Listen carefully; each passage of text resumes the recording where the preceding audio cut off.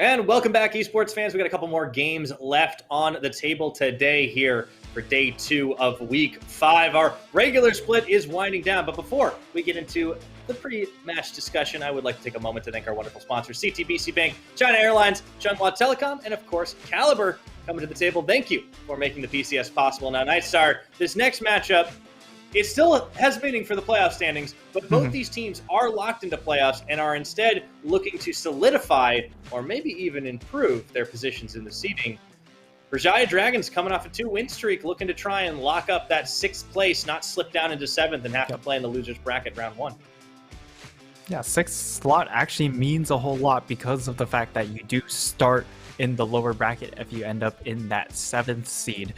And if they're able to pull off this upset, it becomes incredibly difficult for Hong Kong Attitude to catch up because they would need to win their last game, which I believe is against Jape Team. So it's still a relatively unfavorable matchup for them. And at the very least, you would guarantee a tiebreak. But even still, if you count Berjaya as expected to lose this game and the next game, which is against PSG, then they would still have a tiebreak against Hong Kong Attitude if they lose against JT. We're looking at tiebreaks, bottom line for sure, but let's look at the roster to kick things off too. We've got Ozzy, Arashi, Minji, K2, and Enzo, and this is the roster that kind of crystallized after a couple of weeks of, we saw Enzo in the jungle originally. Of course, he off-rolled into the support position. Philly hasn't been with the team, or at least not in the starting lineup for some weeks, and they have found some success. This squad, it's kind of started coming together a little bit. And they do seem to be in good spirits, a little bit of laughing, chuckling to kick things off here. Berjaya Dragons, they're a team that I feel like it is hard to pin them down in what they do well, in what they do poorly. The only thing I know for sure about this team is Arashi still has the sweetest headphones in the league. Ozzy's trying to catch up, though. He's got some RGB going on his. Yeah, no, I mean, there's no cat ears, so I'm going to have to deduct a couple points for that. But it does look really cool. I also like the slight sideways tilt, Yeah. It's like, I'm not going to try hard. I'm going to, show you guys I can have some fun, too. That is kind of the attitude for this team. They do have fun. Yeah. And okay, now we're going to take a look at the Machi roster. Likai, Gemini, Jimian, Atlan, Kwa. That's just been the roster they've been running all along. And it's not a very good matchup for Berjaya because of how well their Machi's strengths line up against Berjaya. They want to play towards top side of the map with this Berjaya squad and just in draft. And if you're drafting for your top side, then Machi, they've got more firepower on that top half of the map. Oh, yeah, they do. Machi, of course, they are trying to solidify themselves in a position for a playoff bye, especially now with Beyond winning that first game earlier on today. We will take a look at our featured matchup, and it is going to be the bottom side of the map supports Enzo versus Koala. Enzo, of course, not bad stats for off-rolling. Yeah, certainly not bad, as he's been, I would say, a lot of the catalyst for getting these fights going. When it comes to lane phase, that's mostly been Arashi's job, and he's done a good job at that. And the big number is just the first blood percentage there. They like to go bottom. They also like to get Enzo moving around the map early as possible just to try and get the game in their favor. As we enter picks and bans, we'll see if that strategy for Berjaya does work out well. On the early Enzo roams, does get involved in a lot, and it hasn't been forced off of the comfort core of champions either. In every one of his appearances as a support player, we've gotten to see him play either Thresh, Leona, or the Nautilus. A little bit of mid lane bans, Zoe, Rise, starting things up here between Minji and Jimian. This mid lane matchup, I would say, is the key one. However, taking away the Zoe pick, really targeting Minji, making sure he doesn't get the early roam power coming in from that champion. And Berjaya actually taking away the Diana here is actually kind of important because Machi have been fairly reliant on the Diana pick because it also unlocks a lot of their other lane picks here, especially for G-Man, where they really want to save counter pick for this man. They actually just full-on flash the Yasuo themselves. Of course, this is something that Jimmy has played. I do feel like it makes a lot of sense to try and target out Jimmy if possible, or target out champions that can unlock him, because this is a man who's picked up 7 MVPs. It will just be the Xin Zhao lock-in for Arashi, though, and on the Machi side, ooh. Well, you play with my heart like that with that Lilia hover. But no, Viego is enabled, and Viego will be played. This is another potential pop-off champion, and you can see a little slight smile on Gemini's face. They could just go for Viego into a Gwen. They're also considering taking the Varus pick here. That also means that they're not going for something like a Ziggs here, which I would have preferred, just because it immediately locks you in for a magic damage threat and really opens up the rest of the champ pool for GMN. But they'll go ahead, get the Varus, get that AD poke threat. And for Berjaya, where do you go from here? The Gwen's still available. Ozzy's done very well on that champ. The Mordekaiser buffed up on this patch definitely can be viable, but that's more of a second phase pick, and they'll go for Enzo's pick right here. More than likely, go ahead and lock in K2's champ as well. Yeah, I don't want to end up falling into the situation where you have to see your AD carry champ will cut down, but on the other hand, LeBlanc, kind of a perennial pick in this entire season. Champ. Yeah. Well, just there's so many other options that have opened up in mid that, like, there was a point when LeBlanc was just being picked or banned every single game. And Mitch just played it the most of all. I've completely forgot about that one. And now for Machi, it does look like they're just going to instantly lock in the Lissandra pick. And I think that really plays well for Berjaya, because one of the big carries on Machi has been relegated to a neutralizing matchup here with the Lissandra. I think that's a win. Absolutely. Yeah. Still plenty of playmaking potential, but you're not going to get the insane amounts of damage that you might see from something like literally any of GMN's other champions. Yeah, if you're Berjaya, you certainly take those. They're going to be looking on the Machi side to deliver damage more likely in the hands of Viego. See, as Nautilus gets banned away, bottom lane hadn't been fleshed out yet for Machi, so try to force him off at the core pool. Maybe Thresh ban coming as well. Machi side, they ban the Ziggs. Will they keep focus on bottom laners or go for something else? Maybe trying to ban out something against Ozzy. No, it will be an Ashe ban. Okay, so they're clearly fearing a little bit of global utility. Taking away both of the utility AD carries or bot laners that can pair up with the Leona, the only other one left here would be something like an Ezreal, but you're very comfortable playing against an Ezreal, especially in a lane phase kind of situation. And they actually go for a somewhat early Rakan pick instead of saving for support last. It's not actually a good matchup into the Leona, because if Leona just queues up or buffers her Q, when the Rakan goes in with the quickness, he instantly just gets stunned, and that ult is pretty much gone to waste. But again, it will be K2 hovering that Ezreal. Still could be the Ezreal pick, but they go ahead, lock in Tahm Kench for Ozzy into that top side. And I feel like you just go Gwen here and just continuously kind of slap this Tahm Kench and really just scale up. I think that will be the Machi game plan. Berjaya definitely playing around with a little bit of range. I was going to suggest something like the Jhin, and it's just not been a champion in K2's wheelhouse. The Sivir could work. He hasn't played that, but no, the Ezreal, much more comfortable, and that will be the lock-in. It take a little bit of time to decide on it seems. And for the Machi side, could be the Mordekaiser. I'm looking at Mordekaiser, well. And I'm also looking at the Gwen, as stated right before, just because you need a little bit more magic damage into your composition, and someone that can also just deal with that side lane pressure. But currently hovered Camille, so they're going to be lacking in the magic damage department, which can be a concern. But Camille also another champion that can deal with these tanks relatively easily, especially after you complete that Divine Sunder. And it really sets up for a very strong kind of 1-3-1 or 2-3 deal from both of these squads, and that fact that they want to synchronize these two solo laners, whether or not it's together in one lane or flip side, a one on each lane. Yeah, I know. Curious. It's going to be both teams kind of trying to play the dance around each other a little bit here. As mentioned, stakes for this game, Brajaya Dragons, they are basically hoping to solidify their 6th place position. They cannot overtake J-Team in the standings and try to move up. But in the meantime, 6th place, certainly not that bad to be for the playoff lock. And for the Machi side, you know, they're still aiming to try and get that number 2 seed. It is a very tight race up there.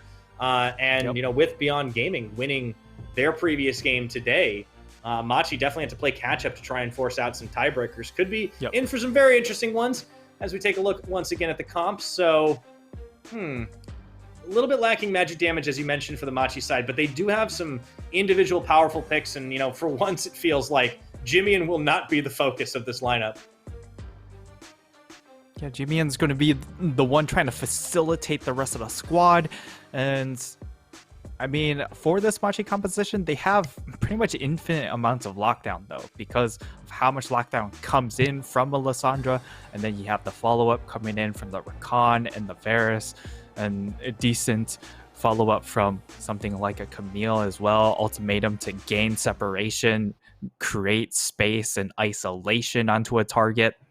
And for the side of Brajaya, this is a strange composition. It's a lot of dipping and diving. They have to be a little bit more sneaky when it comes to their approach, or brute force when it comes to some of their other champs. And that's my issue with the comp, is that the front line really just wants to barrel in, you know, monitors off to a certain degree. And LeBlanc and Ezreal, they want to be really sneaky. They want to play from range. They want to be a little bit more patient when it comes to these fights. Man, emo game on point for both teams right now. 30 seconds until minions spawn.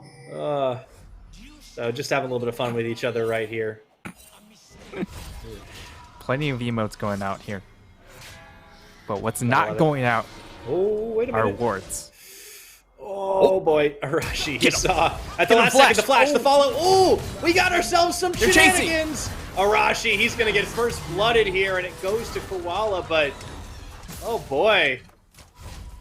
Still a good start. They're able to shut down Arashi, burn his flash. Yes, they have to burn Koala's flash and Jimian's flash. But that might be enough, more than enough for him to slow down his jungle clear and allow then Koala to get his flash back up before the next play. But I would definitely say Arashi's going straight bottom to get revenge. Yeah, I think you're right about that. He's gonna wanna get. I want it back. I want to get the kills. Koala's got no summoners. Enzo actually waiting here in the brush, but it's just a 2v2. Rashi's gonna have to try and power farm. Yeah. There's only so much you can do until all your abilities unlocked. Wouldn't think of an Ezreal Leona combo as being like the most aggressive lane, but you know what? They're making it work. Meanwhile, Koala and Atlan do the same. Ooh, flash forward ignite! Man, Brajaya, they just got aggro today, and Enzo picks up a kill onto Koala. They get revenge on behalf of their jungler. Nice little kill there. Honestly, I thought it was going to be a bit of an overforce, to be fair, because K2 immediately pops the heal early on in that fight. But this combination has a lot more all-in power than something like a Rakan, who's very weak in lane. And also given the fact that he has Guardian, he wants these shorter poke trades. And, well, they don't let him get away. No, they do not. No summoners burned on the Machi side, as Atlan was not in a whole lot of danger, so Brajaya do invest pretty heavily to do that. But I think it's a little safer to do when the Ignite's been down for the time. Wait a little while before the junglers do get involved. Arashi didn't seem to be set too far behind in this early game. And, yeah, you know, with the top lane being a Tom Kench Camille matchup, with the mid lane being, you know, a neutral fest, with the LeBlanc and its opposite number, if you will, I do believe this is one of those games where even in this meta, the bot lane is the one to watch. No, I think it's going to be yet another kind of slower style game, but Koala, he's about to run into more He issues. still doesn't have Flash. Oh, the teleport cleanse out. Atlan, and they want to go all in. Once again, flashes the Crescent Strike, and now here comes Jimmy and Gemini. As Brajaya Dragons are going to be in trouble. Piercing Arrow comes out onto 2. Jimmy does not take the Claw. Ooh. A lot of people showing up down bot side. And good decision making coming out from the side of Machi, and they went out in that trade because Minji's the one to use his teleport. So Machi, they've got a single teleport advantage here onto Genian, and they can just make the rotation around, get the wave crash, and instantly respond with that level 6 play coming in from Lissandra. Oh yeah, that'll be what they'll be playing for the time being. 1-to-1 in kills, not for lack of trying, is any harder, or any higher, I should say. Arashi clearing Scuttle on a ward. Means Gemini is free to take away the Raptor camp down bottom. Gemini definitely one of those players, one of those junglers in the mold of a River, or a Dodoy, or a Kongye, who can take over a game when given the tools to do it. Yep, definitely. On this Viego champion, he can certainly do a lot of work in these team fights, and it does look like he's pathing down here. I don't think that they're going to go for a dive. It would be a very difficult dive to pull off, and he's probably just going to take Krugs and go ahead and be on his merry way. But perhaps if Atlan lands a couple more arrows, that could change. Yeah, they know something's up here for sure. Koala stepping in just to get a little bit of extra poke damage on with the Quills, and kind of an extended pickup with the Krugs. That's not going to come to anything else, though, as expected. Yeah, recall coming in. Thankfully, the rest of the bot lane is also going to recall, which means that while Xin is now in this bottom side, can't do anything about it. Though, Ozzy gets a really good freeze up in that top side. Really well done. Yeah. Tom Kench is having a good time. Yeah. Has his teleport, so he can just go ahead, recall if he wants, and then teleport straight back into that lane stage. Will force out Lee Kai's teleport. Yeah, so the edge that Machi had in terms of teleports kind of flips back to neutral once again. It's obviously matched on different sides of the map, but now that we got level 6 starting to come in, these two teams definitely proved they were fairly trigger happy earlier on. I wouldn't be too surprised if there is a fight over something like that Dragon or maybe a Scuttle Crab when it comes up. Or a Rift Herald, I should say. Just like a mutant Scuttle Crab, really. That's my headcanon for what a Rift Herald is. It's just a very mutated Scuttle Crab. It's Elder Scuttle. Yeah, exactly. Yeah. It's the Elder Scuttle. And I mean elder in like a Lovecraft way too. It's not the older brother of the Scuttles, but that would be a much more innocent headcanon. Yeah. It's the idea that it just has a lot more power than a regular crab, kind of like Elder Dragon has over your ordinary dragons. They grow in power as they get older. That's how it works, right? I learned that from D&D. Yeah, exactly. And teleport coming back from Ozzy just to try and match this wave pressure. He is a little bit more free when it comes to making rotational plays, since his jump takes him longer distance. However, level 6 onto G-Man, this is where they have their big power spike for the side of Machi because of how much lockdown power that they have with this champion. And Gemini goes ahead, steals away the blue buff on the other side. Now Enzo. Oh, I was going to get the knock up onto K2, and it's just Ignite burning, but not enough to get the kill. Both sides, even. It was a good lockdown with those Chains of Corruption, but... You know, 2v2, you don't quite have enough follow-up here. I think you are okay with that on the Machi side, as you mentioned. Kind of wanting to trade a little bit more in these, like, touch-and-go moments. You're not going to full commit. Yeah, it's not going to be the full hard commit here.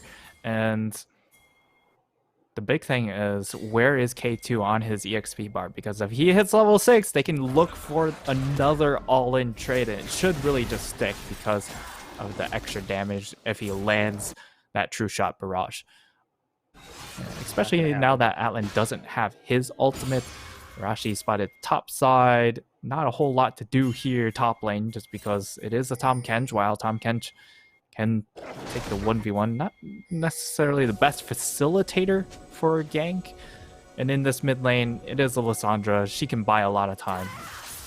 Yeah, Manchi definitely have gone for the strategy of like, all right, well, we're not going to lose lanes super hard. But what we will do is we will just kind of hope Gemini gets big. Oh. Meanwhile, Koala hops into the mid lane, and actually Minji, he calls for backup. Arashi tagging his way in. Audacious charge just to chase him back. And this will be, it looks like a start on Herald. I don't know if it's full committed there. Yeah, it has been. Ozzy spots this, but there's really not much he can do about it. Yeah, and this is actually a big solo take coming in from Gemini. It means that they don't have to throw a whole lot of resources. They lose out on this blue buff because Arashi does have smite. But gold value, you definitely get a lot more if you're able to cash in on those plates. And it's just a matter of making sure to make that rotation to find those plates. Ooh, speaking of rotations, Enzo and Arashi kind of had the same idea as Jimmy and Gemini there, trying to start off on that dragon. Arashi does get spotted as he goes back over into red. I think Gemini might want a piece of him here. Might have a good old jungle skirmish on our hands. Yeah, he is. Smited down at the last second. Gemini can still pick that one up, though, if he gets the pick off. Takes Arashi to half health. Doesn't full commit to it. Arashi was already back in lane. Jimmy's even coming to back him up, and that's the end of it. Yeah, but a possible dive setup because of the fact that they do have level 6 onto the Lissandra means that, well, the side of Berjaya, they actually have to keep Arashi down in that bot side. He's not allowed to go for the recall. That's why he's doing the Krug camp right now instead of trying to go for a reset and prepare for a dragon take, perhaps. And Gemini steals yet another camp, and this slower pace is still favoring the side of Machi, although that's a flash. Yeah, Ozzy wants to go all in, and Likai forced to burn his flash in response to it, so the Kench starting to bully out that Camille up top in the 1v1. Nicely played by Ozzy. Yeah, the Tom Kench, of course, just has so much raw stats that he can just throw his belly around, or specifically his tongue, I suppose, in this matchup. You can throw everything against around Likai. pretty much. Yeah, until Likai actually completes the Divine Sunder, these trades are going to be pretty rough. But once that Sunder comes through, he can start taking a lot more of these shorter trades. He has the extra sustain to keep up with the Kench as well, and things will get a little better very, very quickly for that top side. Oh yeah. Ooh, there's a lot of pings throughout that jungle right now. Enzo and Koala should kind of walk dangerously close to one another, and it's getting a little hyphy. I think we might be in for a dragon fight, but it is Machi that have the inside track on it. No fight, actually, just straight up take. Machi, you're going to go 2 for 2 on objectives. Securing themselves that first dragon, 11.5 minutes. Might be a little bit slower, but given the fact that we didn't see the immediate trade of dragon for the Rift Herald. It's going to be a full-on fight, though. It looks like Berjaya wanted to make it, and Krishan Raj just flipped out. Jimmy a little bit low. Minji, he finally gets an execution. It just was an auto attack. But now the turnaround here for Machi. Chains doesn't land, but Arashi will go down in the reset. No, yes, it is coming in. Audacious charge from Gemini to follow through on a second, and it trades 1 for 2 in favor of Machi Esports. Yeah, it also looks like they did want to go ahead and plop that Ripper down in that mid lane, but we're going to see the replay. It is just even kind of caught out, but this is the power of this Lissandra pick. It's so hard to lock down. You first proc that aftershock, you get that extra battle stats or defensive stats, and then when you get a little bit lower, you pop that ultimate to then go into stasis and also recover a little bit of that HP. So they end up over investing a lot of resources and time, and that's why the rest of Machi are able to rotate back over and pick up kills at the end of it. But straight into a pause, Pyra. Sometimes it happens like that. But yeah, no, Machi definitely picking up little advantages, compounding it. They didn't choose that engage, right? That was pretty much all Enzo saying, look, they've already been taking away objectives on the map. We need to take the fight to them. We need to start picking things up. But unfortunately, it all goes wrong. Yes, Minji gets a kill. Wonderful. He gets the electrocute proc at the last second and manages to kill Jimmy. But it doesn't matter because then Gemini turns around, gets the pickup onto Arashi, gets a reset, becomes Xin Zhao, And then, well, what does Ninja do? He goes in. He has an audacious charge, and they're able to clean up 2 more off the back of it. So, honestly, really good counter engage from Machi. I think we are seeing the difference in the caliber of teams. Like, I do like what BJD have been bringing out. I like what they've been able to do individually, but it just seems like the coordination factor for Machi, it's just better. And this is why this team is vying for, a 2nd seed, trying to prove that they can tangle up at the top, not just with PSG, who've already locked that 1st place spot, but against the likes of, Boom Esports, against the likes of Beyond Gaming. They're still in contention for it. And if they can continue this run and look to close this game out against the BJD Dragons, they are expected to win. But if they can do it cleanly like they seem to be working on, I think that is a big statement for them. Yeah, for sure. For the side of Machi, it's about taking care of business here and moving on to tomorrow with a chance to play for that 2nd seed. We're back into the game, thankfully. That pause doesn't take too long, but 1,500 gold lead accumulated for Machi as Likai finds himself taking a battle with the Kench. Oh. Get him. Lick him. Oh no. Whoa. Jimmy's out. Yeah, we have the League of Small but Achievable Pauses today, and it does happen from time to time. That's BJD currently finding themselves in a bit of a deficit. I do like what Ozzy's been doing. He's just making Likai's life very difficult right now as he continues to get the lick, abusing the fact that Likai does not yet have the Divine Sunderer. He's just kind of turning into that big stat stick that Tom Kench does. Yep. And also the wave position is just really, really dire for Likai as well. The wave's pushing towards Ozzy, and Ozzy already accumulating a pretty sizable gold lead, has this cannon wave as well stacking up, and Likai is forced to take the Krugs, and to be honest, he's going to have to recall, and then he's going to have to teleport back into his lane. So many resources.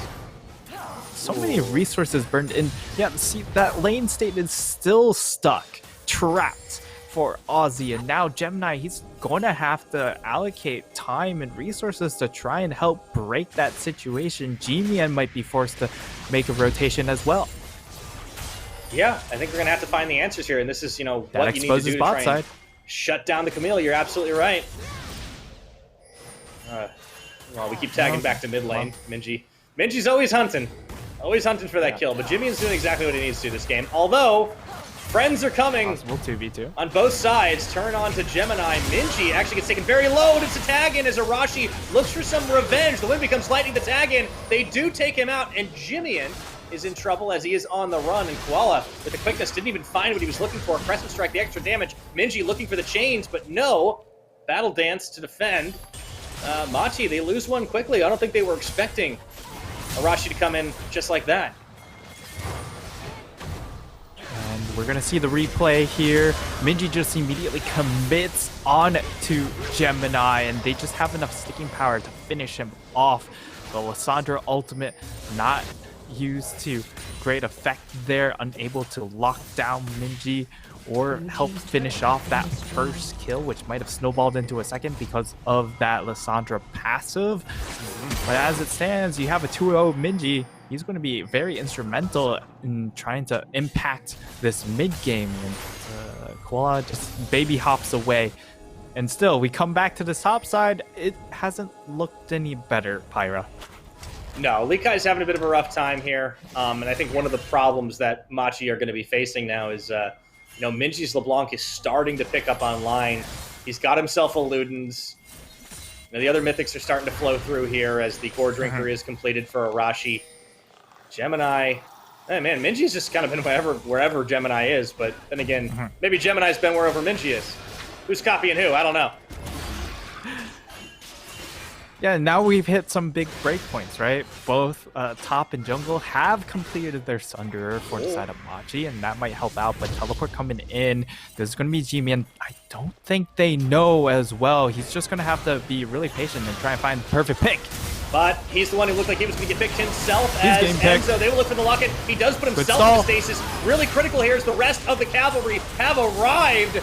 and Enzo just gets jumped through. Look at the low health bars on the remaining chase. members of Berjaya Dragons. Atlan will be able to get the final kill. And Gemini pops up as Tom Kench for the deletion finds Arashi at the last second, turns from Minji, and all of a sudden, oh dear, Gemini's becoming a terror himself. Can't quite get the finisher on the rest of the team. True Shot Barrage doesn't touch him. And Machi, they just run away with that fight. We're going to see the replay here. Teleport comes in from G-Mian, and honestly, a decent turn coming in from Berjaya. But once again, this Lissandra is just so hard to delete because he procs the Aftershock, gets all those defensive stats. He's just in this fight so long, burning so many cooldowns. And by the time he comes out of stasis, they don't have any cooldowns to finish him off, and that's cooldowns that you're not using to stop a champion like Viego, and Gemini gets to pop off. Yeah, Gemini is able to turn quite well, and as a result, Machi, they walk away, not only with the fight, but with that big old Shelly. Does mean Berjaya will be able to answer with an Ocean Dragon, but Dragon priority has kind of been a little low this game, as you mentioned, very late on the first strike this game, and it's just sub 18 minutes that we see the Ocean being picked up. It will be another Infernal Rift, so there's a lot of value in those dragons, but honestly, I might be a little shocked if this game ends up going to Elder, or rather, Soul Point. Yeah, just getting into Soul or even Elder, for that matter, seems unlikely, but given the fact that Machi sometimes do take a very methodical approach to the game, playing around their side laners as much as possible, it could certainly stall out to that point. 18 minutes in the game, only 2 dragons down. It means that when it comes to that soul point, we're looking at something like a 33-minute mark, and that's pretty deep in it. But now Ozzy at last does have his mythic completed, but the clap's coming in, possibly. Oh, and instantly just running over Enzo completely. I think Ozzy's going to last a little longer than that, but I don't know about the rest of his team, as Arashi is quick to fall. Great shuffling of the aggro, really, from the Machi side of things, as Minji tries to get something out of that, doesn't find it. Man, what a quick 2 for 0. Arashi, Enzo just gets picked off immediately, doesn't get a chance, I don't think he got a chance to proc his Aftershock, and as a result, he just pops like a balloon because he has no extra defensive stats, and while he immediately just goes in, has, of course, the flexibility to just immediately dash out. Arashi, he's stuck in a very cold place there as he gets immediately ulted up and locked down and murdered, but G-Man, well, that was close. You mentioned him being hard to kill. Yeah. It's not like the Lissandra matchup just gets to escape out of the LeBlanc's territory very scot-free. The LeBlanc still wins out on these trades. It's just they scale a lot differently. You're going to be able to play for the team a lot more for the Lissandra, and if you are the LeBlanc, you're playing for yourself. You're trying to get yourself snowballed. And to be fair, both of these players have done that. You got 2 0-0 for the LeBlanc. She's online for herself. But then on the flip side, like, G-Mian's already had 7 kill participation when there's a total of 8 for his team. Yeah, he's been pretty much everywhere. Now, some of those have been fights that he basically started by getting caught, but then his team was there. And, that is totally fine. You don't have to be a tank to absorb damage, to be a sponge, if you will. And his ultimate is extremely good at denying himself pick damage. Ooh, Ozzy getting the double knockup here onto Atlan Koala, but unfortunately, they had a lot of members of Machi here as Berjaya looked to tag in. Minji finds Atlan, but not enough deletion damage, and now the turn is on. Bonnet coming through, forcing Enzo to flash away. You saw what happened last time he got rooted for days. And there's the follow. Koala with the quickness. He does find 3 charm, and that's huge! As Gemini goes in and goes big. Ozzy trying to stay alive. Absolutely not today. And the piercing arrow secures the kill onto Minji, and Machi just make it look oh so clean. Yeah, and once this team just comes online, they certainly come online. Gemini's going to try and secure the last kill. Doesn't get it. Enzo a little bit too tanky there to actually finish off, but that was a bit optimistic, but that's okay. Yeah. You got Rift Herald pop, you got the Baron tag. Let's take a look at how this all started. This was a Berjaya chosen engage. Yeah, once again, it's a fight that Berjaya try to force themselves, and then it's kind of the chase is on because the disengage has already come in from the rest of the team. Enzo, he doesn't have a disengage capability. He's Leona. He only goes forward, and then they get stuck in that choke point, and the AoE is kind of nuts. Yeah, that was beautiful.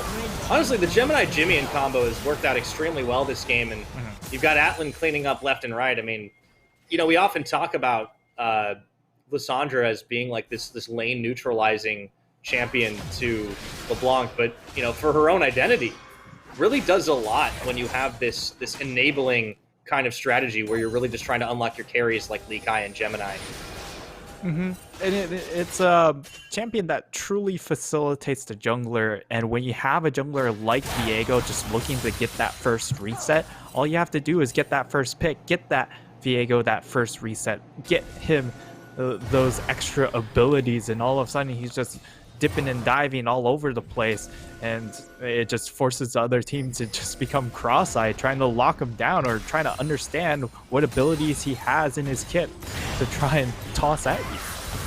Yeah, Viego can become a pretty big pain for an enemy team when he gets a scoreline like what we're looking at right now, and the full-on siege with the Baron is on. You know, we saw Rift Herald kind of pop at the end to soften that tier 2 top, and it looks like Lee Kai is going to try and take it, but here we go. Gemini is a one-man death rush. We'll see if he can find anyone. Oh, okay. Oh. Look for Arashi. Actually, maybe revealed himself a little bit too rough here. I don't know if he's getting out of this one right now, but he might be taking somebody with them. That's going to be the start. That's a first as reset? He gets Arashi, Did he get out? And he turns for Enzo. Oh, oh my goodness, he's going to live, isn't he? This champion and this jungler, they're ridiculous. They're going to keep chasing, and what a snipe coming in from Atlan. He goes unstoppable, 5-0-5. And Machi, this is kind of the stage of the game. When they come online, they come online hard, and all of a sudden the game just feels that much accelerated. It starts out slow, but the moment they get advantages, they're such a good team at pushing those advantages. Yeah, we're starting to see the game turn very, very quickly. Huge gold lead. There's the fight again. You know, Gemini, yeah, he gets caught. Sure, he's got Jimmy at the back, but by all rights, you think, oh, he's got to be dead here, right? But no, absolutely not. Viego, baby. What do we say to the God of Death? He just lives for such a long time, and once that first kill comes through, it's just like, well, we're definitely not killing him now, because then this goes into stasis, gets Reset City. Heal. I hate this champ to play against. You know, yeah, I love watching it. He's very polarizing, isn't he? Yeah. I just hope I never see him in any of my games, but I love watching him. Any reset champ is really fun to watch, but you hate to play against. Yeah. Meanwhile, the rest of the carry is starting to kind of really come online here. Atlan's had a pretty respectable scoreline. The piercing arrow snipes have been great. Lee Kai has recovered from what was a very rough laning phase, I would say, to basically become a terrifying split push Camille. Yeah. The plan is coming together. Now that he has 2 items completed, there's no way that Tahm Kench ever gets to take the 1v1 into him now. And oh, these arrows are really starting to rain true. Enzo, of course, support doesn't have a whole lot of defensive stats unless if it's that all-in. G-Man, he might be caught. Now, he unfortunately does not have crazy resets. He does have an ultimate, and he's going to buy some time with it. Look what's going on here. So many members of Berjaya going for the shutdown that, well, the top lane is just getting knocked down. Yeah, unfortunately, there's no one to And the really mid stop lane. the recalls. And Berjaya will be able to get back, but their base is looking a little rough, as that is an inhib taken down. Minji wanting to keep Machi interested as they try and collapse now. Okay, they will look for Gemini. Does get swallowed up by Aussie's Tahm Kench. Tries to go out. The team's going to turn back in again. Oh, what a big quickness here from Koala. Do they have the turn for the damage? And I think they do. Lee Kai steps in. Gemini might have gone down, but Machi are still looking to win this fight. Hextech ultimatum. K2 nowhere to go. And they're going to be able to clean up. And Minji, he might be able to misdirect for days, but Machi, they just need to stop backs. Well, the teleport is actually coming in off of base. Jimmy's there. Minji realizes his days are numbered. And Lee Kai just going for the taunt, gets the kill, and they're going to push this one in. They're not going to be able to end the game, I don't think, but that timer's Enzo's with coming the up wave here. It's going to be actually kind of close. They're going to go for it. Jimmy and Atlan starting off. He has to stop Enzo with going 10 to try seconds. to stop them. At the very least, they get inhibitors on every lane here. And the Chains of Corruption, they actually turn for the kill. Enzo should be down. Arashi, he goes in, but he's got no backup. They get the ace again. That's going to be it. 27 minutes, last-ditch desperate attempts by Berjaya to save their base, but Machi will take the win, looking for that second place. They put themselves in prime position for tomorrow to at least lock themselves into a second place tiebreak. I don't know what's going on in the background. This is my favorite part about Machi games. Is, that is so post-game, true. there is always a little bit of extra stuff going on in the background. You like to call it an Easter egg, maybe? I don't know. But they definitely get involved with the Machi house. You know, I need to zoom in on that. I need the camera. We're going to have to go back to the VOD, like zoom and enhance, CSI it. It looked like Wolverine claws for a second. I wasn't sure. I think he was trying to emphasize, because he was wearing a Gap shirt. I think he was emphasizing like jungle Gap or something. Well, it was a big jungle Gap, to be fair. Yeah, it could have been mid Gap. I don't know, but it was some sort of Gap emphasis. As we get to see a replay. Gap? That could be true as well, and we see that even though Gemini goes down at the start of the fight, again, he's such a durable champion that they've used too many cooldowns just to finish him off, and that means Lee Kai needs this terrifying 1v1 machine. He gets all of his 1v1s, and he gets to mop up. Yeah. Now, we don't need to see the end of that one. It was pretty much just a very sad LeBlanc running away as the game ended up getting closed out. So, congratulations to Machi. They go up one more, get 13 wins on the board, still in the running for that second place spot in the playoffs and looking for that bye. I do think we are going to get some very interesting tiebreaker scenarios coming through. I'm kind of hoping for it, just because I love to see more games in this league. It's always so fun. Yeah, I feel like we're set up for 3 right now, especially if things go well for Liab tomorrow. Then we're in position for 3, and depending on some of the results for Boom, Machi, and beyond, we could have another tiebreak, so it could be 4 on Sunday. Yeah, and also, this next matchup is going to kind of decide a lot of things for the Impunity side too, and that makes a little bit of change. That's a tough matchup. Well, I don't want to get into it just yet because we got that one coming up after this. But for this game, yeah, Berjaya, they had a game plan, but it kind of felt like it was sort of for a little while Minji or bust. He got a couple of good kills. They never really contested enough objectives. I think Machi, you just saw, the gap in just how well the teams are able to play. Machi, playing their own game plan, building up the objective lead, letting Gemini start to stack up kills until he could pop off. And, there are multiple threats on this team. And that's what I like to watch about this Machi squad. It's like you never know who is going to step up and carry. Like, you look at Jimmy, and he's gotten so many MVPs. You're like, okay, well, he's going to put on carry pants. But you've also got the likes of Likai, you got Gemini, and of course, Atlan even, performing pretty well and getting the most damage in the game. No surprise. Yep. Every time we had a camera on the guy, he had piercing arrow snipes. Yeah, he was just really, really good with his positioning, and part of that is due to how disruptive the rest of his team was, right? You have a Rakan that's able to get access to the backline. You have a Lissandra that they were investing a lot of resources to try and burst her down, and she just couldn't be bursted. And then you always have to be aware of the Viego, right? If you ever leave the Viego untouched in a fight, he will just slaughter you. And he runs away with the MVP. Gemini just doing so much work. Yes, the damage number is relatively low, but when you have everyone else contributing damage, all you really have to do is survive, get those resets, continue to just be as annoying to deal with as possible. Yep, just be involved and pick up the kills, and you're able to run away with it. So Gemini going to get himself a well-earned MVP. Whole team effort for the Machi side, and definitely big congratulations to them. And they'll be pretty happy with it. It felt relatively clean. I think there were only a handful of moments where Berjaya seemed to gain the upper hand.